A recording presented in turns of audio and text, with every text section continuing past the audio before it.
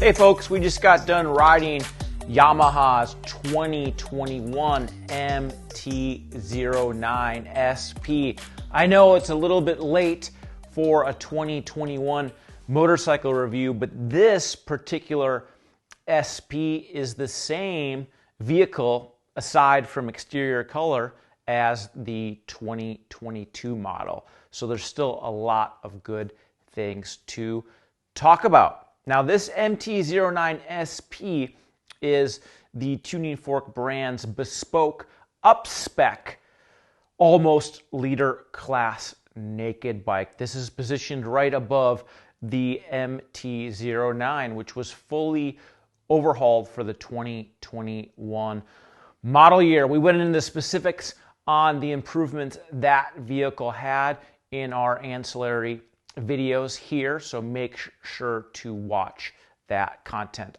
Now, this MT-09 SP is $1,600 more expensive than the MT-09, and for that added cost, you get a more higher-end four-way adjustable KYB fork. You also get an Öhlins gas-charged shock absorber with a clever remote preload adjuster, so you can easily modify the rear ride height of the vehicle with a really easy twist style knob. I love that touch.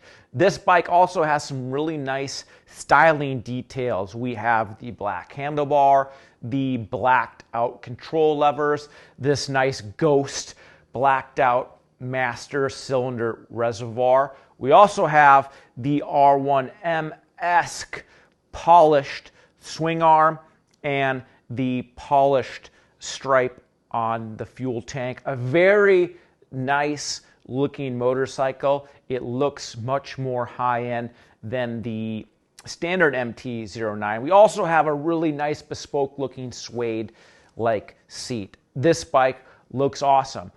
But how does it ride? Well, I'm a big fan of the Tuning Fork brand's redesigned 890cc inline 3 engine.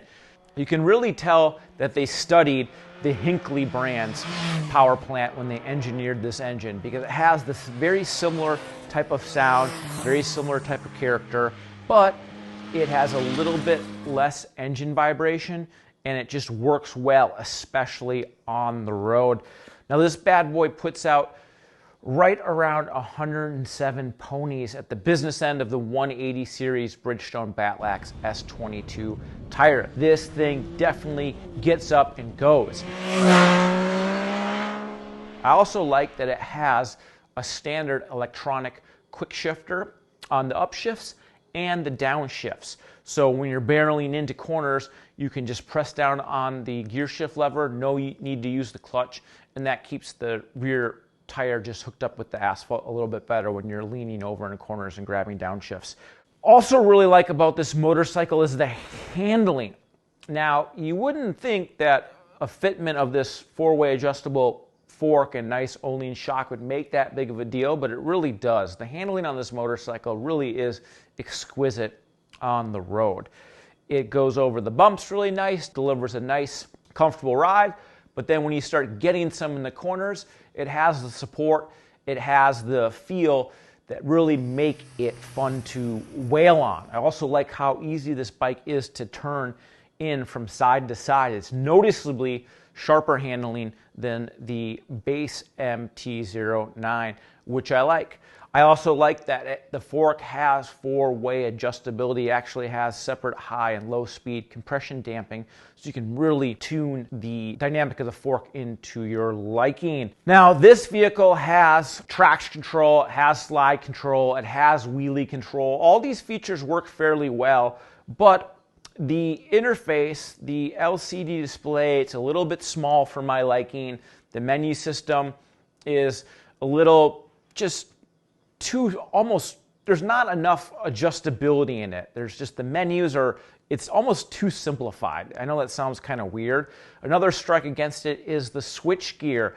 The multi-function wheel, while it was really nice on the original 2015 R1, 7 years later, it's downright old, and the tactile function of it is poor at best. Yamaha really needs to upgrade the tactile function on the switchgear and put a bigger user interface on that thing. We need a much bigger display, especially for the price of this bike, which is $11,100 for the 2022 model.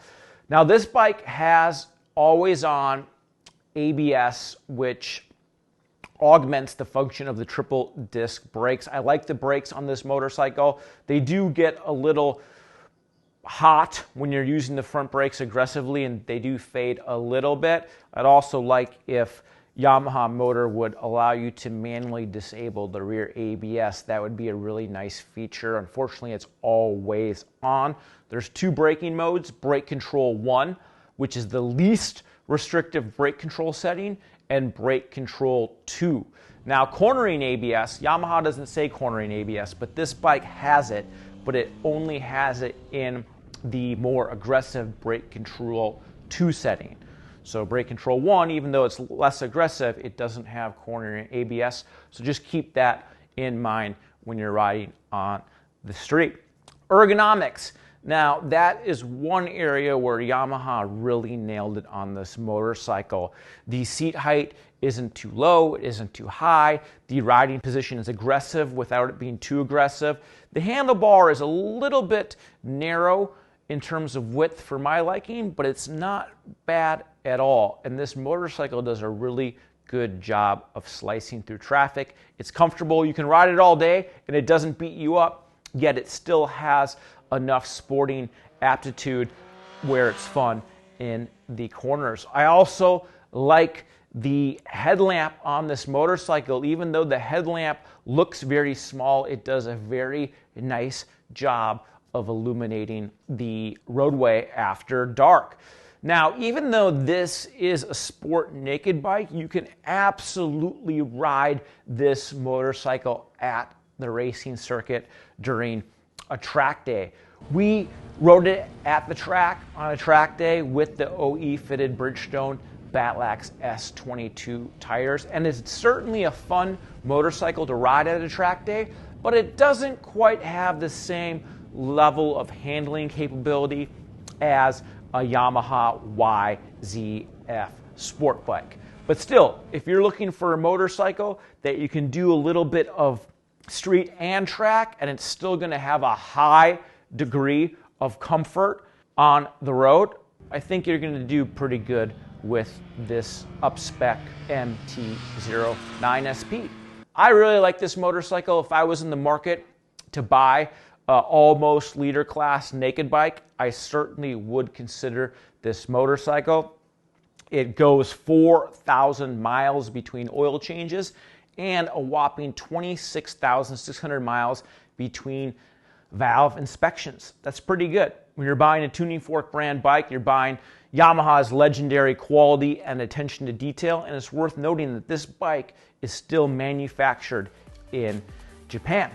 Well, folks, that's a wrap of our review today. Make sure to surf on over to motorcyclistonline.com. That's where all of our written content on these vehicles live.